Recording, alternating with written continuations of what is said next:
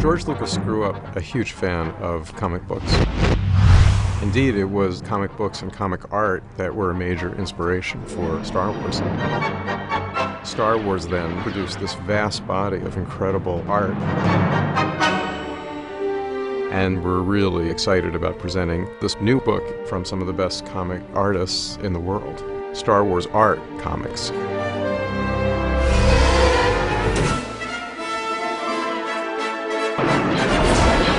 The beauty of this book is that it takes something very familiar, the art of Star Wars in comics, and allows you to look at it from a completely different perspective.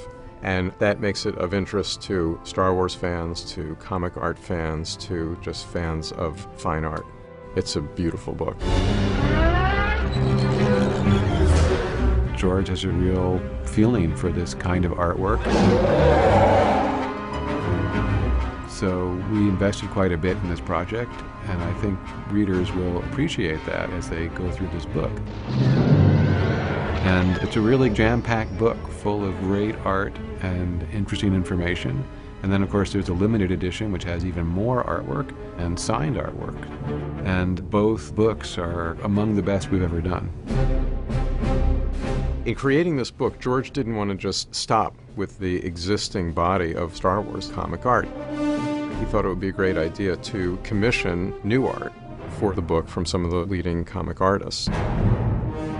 So we went out and approached them. And he didn't really have to ask much more than that. You know, the answer was, yeah, of course, I'd love to do it. Just started from there. They just asked for some sketches.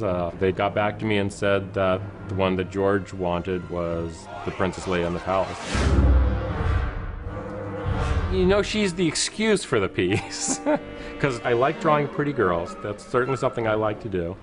But I wanted to draw the monsters. Jedi! And so when it came to Jabba's palace, there's a couple of human beings, but it's a building full of monsters, and that's just something that really appealed to me.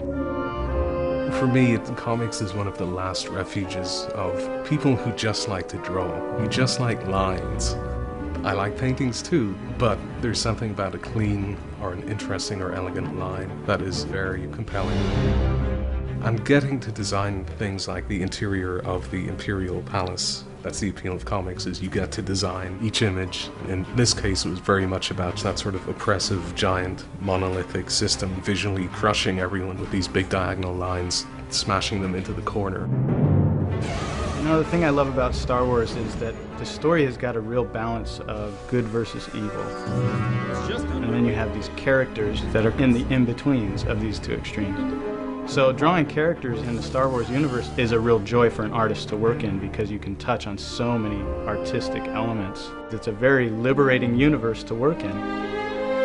There's a common thread in George's taste in art, which is that a lot of art, when it's originally created, is considered disposable. Actually, in retrospect, is regarded as fine art. And comics fit very much into that mold. It's amazing. It's amazing to be involved in a collection of work and all the different artists. Hugh Fleming, to have a book with a collection of the beautiful paintings he did for covers of comics, that was in and of itself a treat. Bill Sienkiewicz is in there, Mike Mignola, I mean, some of the greatest comic illustrators of all time.